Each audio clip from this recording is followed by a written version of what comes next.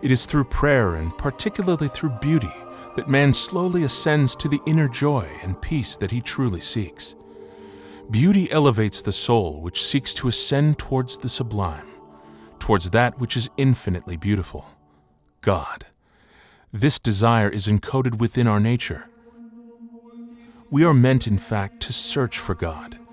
We can find some of God's essence when we approach beauty, and in that sense, a civilization that embraces beauty in its architecture, art, and literature gives man a small taste of the sublime, just enough of a taste to embolden his search for even greater beauty. Mr. Horvat explains. The sublime are those things that by their very grandeur and nature cause us to become in awe of something, so that a church can be sublime. It just overwhelms us by the beauty and grandeur of what it is. Or a landscape can be, the Grand Canyon is sublime. Or a person can be sublime. A saint can be sublime. By the very nature of the way he is, of the things he's done, of the way he teaches. All these things are things that take us out of ourselves and elevate us and fill us with admiration and respect and not thinking about ourselves and our own problems and a willingness to serve those types of things. And so, for example, the church did this by building beautiful cathedrals and things that put people in awe.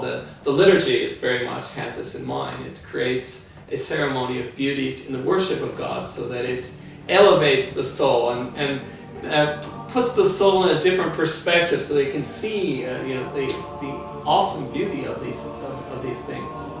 And of course this has the effect of exciting the soul, of enthusing the soul, of making the soul, the person making the soul happy, because it's very much in the line of what we're supposed to be doing and what we're made for. And so obviously I think this would have an enormous effect in the psychological field. We don't cultivate that love of the sublime anymore. We cultivate the love of the ugly, of this, of that, or the mechanical, or things that really don't inspire in us that would allow us to resolve, would very much help in the line of resolving the anxiety and depression in today's society. Beauty does uplift the soul. It brings it to a higher plane, a brighter place. A walk in nature, a visit to an old classical church always manages to provide solace, though we may not fully understand why. We do nevertheless experience the silence that settles our soul. It is as though we can now breathe more easily when we are in those places of tranquility and silence. There is some good evidence here that our body, mind, and soul need this tranquility. We can feel it to the very depth of our being when we are fortunate enough to be immersed in this quiet. We long for this because our soul needs this silence, but we also need beauty. Dostoevsky captures well in his novel Demons the importance of beauty in man's ascent into greater understanding and awareness of reality and of his desire to live fully. He wrote, "Man can live without science, he can live without bread, but without beauty, he could no longer live." Beauty is in fact part of the four ultimate values or virtues that were universally extolled by classical philosophers: beauty, goodness, truth, and justice. The human soul loves beauty and desires it, seeking the appeasing fragrances of nature's beauty to quiet the turbulence, a natural first step in a lifetime search for perfect beauty. Sir Francis Younghusband, past president of the Royal Geographic Society, subtly captured in words that which the consciousness of the secular scientific mind could not possibly comprehend. He understood beauty as more than a scientific mapping of cells, plants, and animal behavior. He feels beauty like an artist moved by strokes of color and movements that capture the heart. His eye moved beyond a utilitarian purpose. It probes at a deeper level.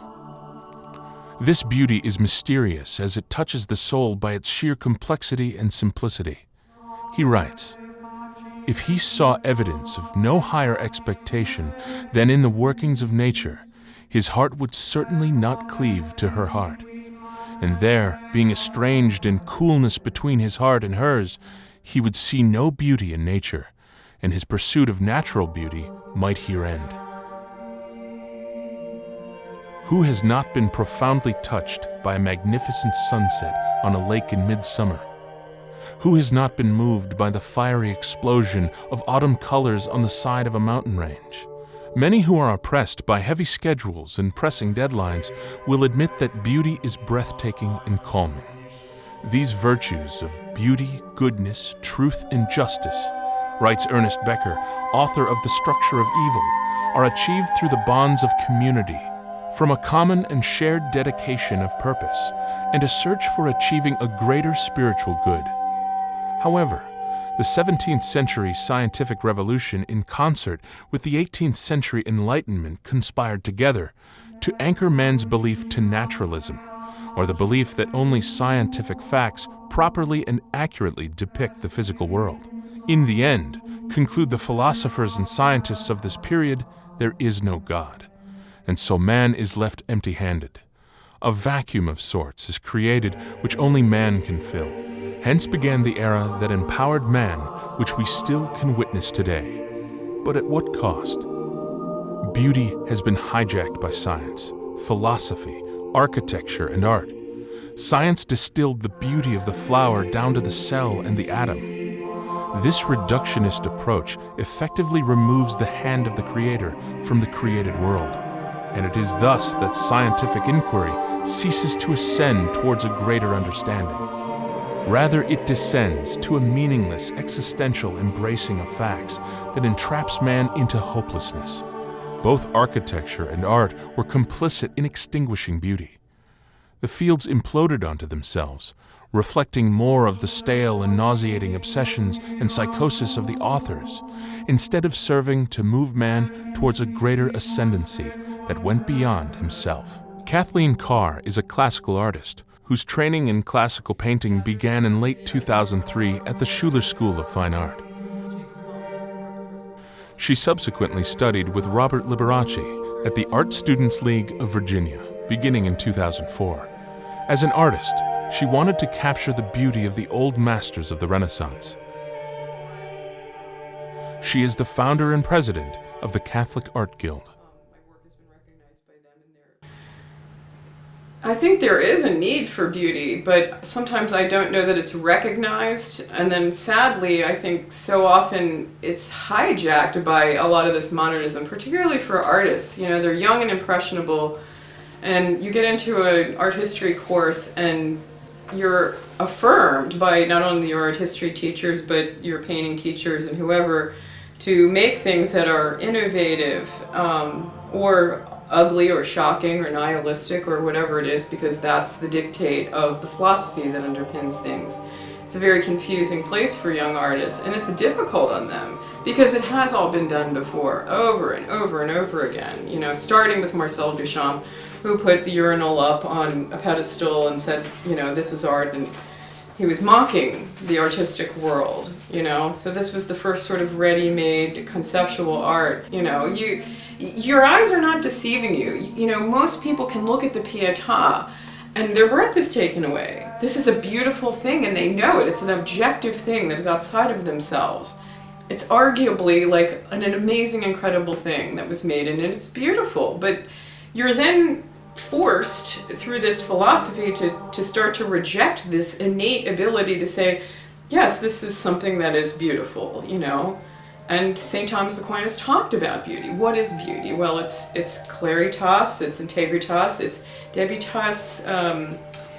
I'm forgetting the Latin, but it has to have a clarity, order, hierarchy, you know, and that is what is, and there's an objectivity to that is outside of ourselves, you know, when something is beautiful. And if we're honest with ourselves, I think we can all recognize it. And the evidence for why that this is so is when you look at the numbers of people that go to modern art shows and modern art museums versus the Metropolitan and the more traditional and the more beautiful places.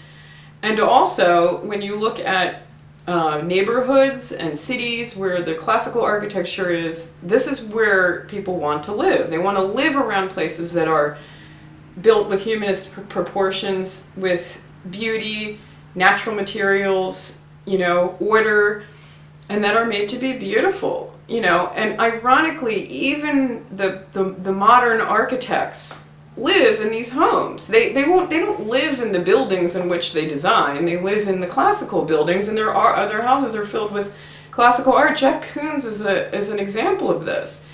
His house is a very classical building, and in his house he has all kinds of classical art, not balloon dogs. You can take an example like Tracy Emin and her sculpture My Bed, which was basically an unmade bed, rumpled sheets, the aftermath of a night of dissipation. And there's nothing to it that is beyond the fact that it's just a bed there.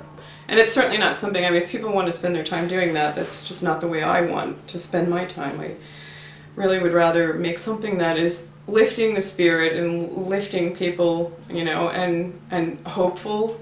And I think that's what beauty brings to the world, is a sense of hope, and it can draw you out of yourself, and it can point to the eternal. I wouldn't say that I'm completely against all abstract painting. I'm against really conceptual art, but Kandinsky's said he was influenced by a spirit, and the spirit was leading him to reject the natural world and to make this more abstract thing, and he was really studying under Madame Blavatsky, which is her Theosophic Society, and it's basically a form of Gnosticism. And this is the spirit that was leading him to sort of reject classical beauty and make something that was abstract or non-representational. And then he took this thinking back to the Bauhaus in Germany, and it became shared amongst several architects, and so it was sort of the underpinning of their philosophy was just this rejection of tradition and conventional beauty and recreating something new. So, from a Catholic perspective, to me it was like this there must be a spirit behind this destruction of beauty, because that's really what it is.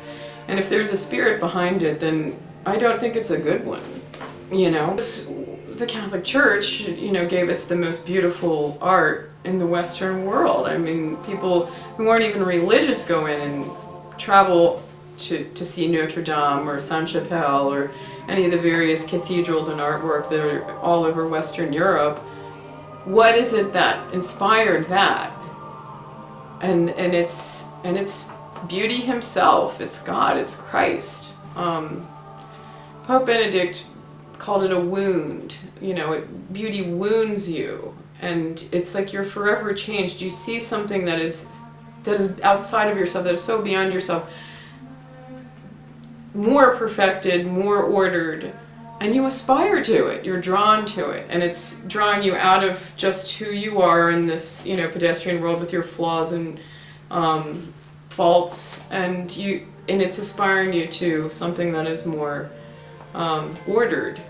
And you're formed by these things. So beautiful cathedrals, you're in them day after day or week after week. If you're practicing your faith, they help to form you. There's this beauty and order that just immediate when you open the door and you go into a place and you're brought out of yourself, you're lifted, and so often they're, if you look at a Romanesque, Gothic, Baroque church, they are uplifting. Everything about them is a very, vertical, up, pointing up, and it's inspiring to you.